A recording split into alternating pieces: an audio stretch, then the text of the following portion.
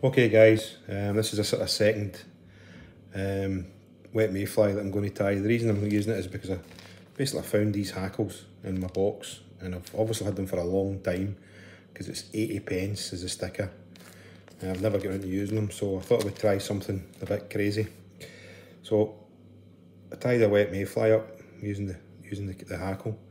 I'm going to call it a tiger may for obvious reasons, nice colours. Okay, device is a size 10 Kamasan B175. You choose what you want. You could go slightly bigger, an 8. You could use a B170, which is a finer wire hook, or any of the full mill hooks, the multi-purpose, whatever you've got. Okay, thread 6/0. I've just got a cream colour here. Don't think it really matters too much. So take your thread, usual way, touch and turns, down to the bend, cut away your waste. Same tails, pheasant cock. You could use bronze mallard. So I've just gone for the natural, 6 fibres, and it's quite a long tail. Okay, so at least 1.5, maybe 2 times the length of the body. Tie that in. Okay, the rib is going to be this orange, sort of red colour, Glow Bright number 4. Again, a good way to protect this or help it a wee bit is if you actually wax it. It doesn't fray as much when you're using it. Okay, so get a wee wax, take a bit, tie it in as your rib. Now you could change it, you could go for the orange, Glow Bright 7. It's entirely up to you.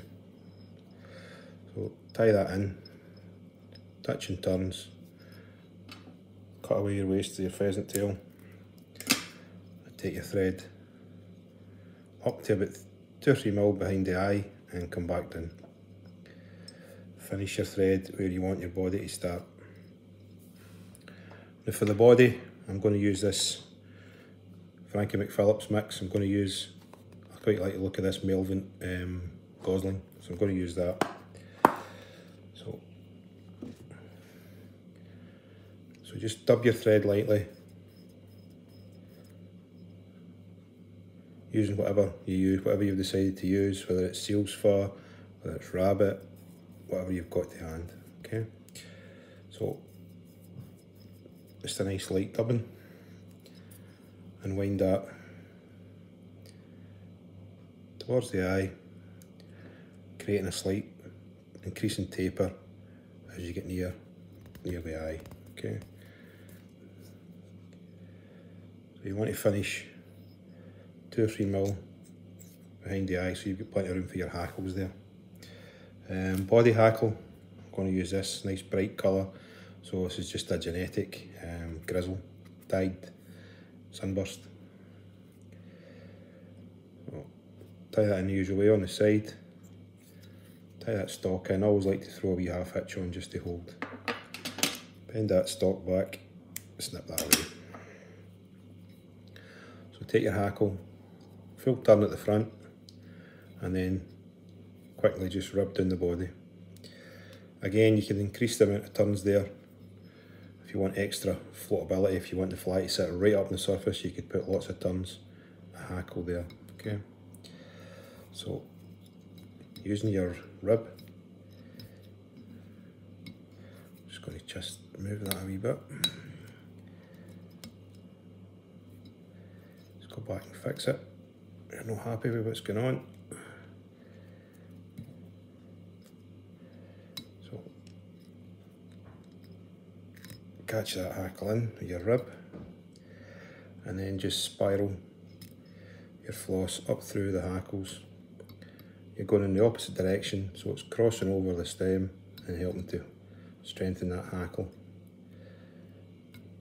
So just get a wee wiggle as you go up, and then catch in that floss. Okay, so cut off your excess hackle and cut off your excess floss. Put them to one side for your next fly. So just fold any fibres going forward back, a wee turn the thread just to tidy up and secure it. Okay. Now you could give that a wee rub with your Velcro, just to pull out some of the fibres out of the body. Blend everything in together a wee bit. And then take your hackle. So, French partridge breast feather, this is dyed, I suppose a kind of hot orange colour, or a burnt orange colour. So prepare your hackle by pulling off the fluff off the sides and then expose the tip. So right in close, just work away until you get the tip exposed, and then tie that in. Good side of the feather facing you, tie the tip in 1, 2 turns, fold the tip back and tie it in. That just helps to strengthen it. Makes it less likely to snap. You could pull that wee bit out, but I'm just going to leave it. And now using your fingers or your hackle pliers, just kind of fold your hackle back a bit. And then putting one turn in front of another. Keep folding these hackles back so that the turn in front just helps to cloak them back. Okay, starting to twist a wee bit, so I'm just going to pull that in. Pull everything back. Nice tight turn in front of the other. You'll get about 2 or 3 turns with that size of hackle. And then using your thread, catch it in. Break off or cut your stem. And that's a nice hackle there, okay? So, seal the thread, spot of varnish, which is hiding somewhere at the minute.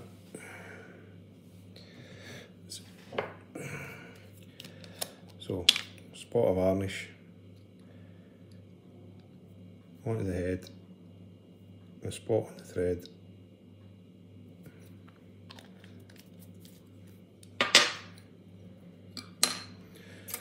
And with your whip finish tool,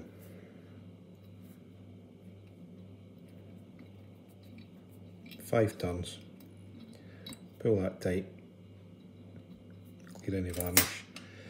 Now when that's dry, first coat is dry, I would always go back, another wee bit of varnish on there, just to clean it up. Okay guys, so there's a Tiger May, pretty bright. Might work well in sort of peaty water. I don't think the trout will miss that in a hurry. Hope you enjoyed that.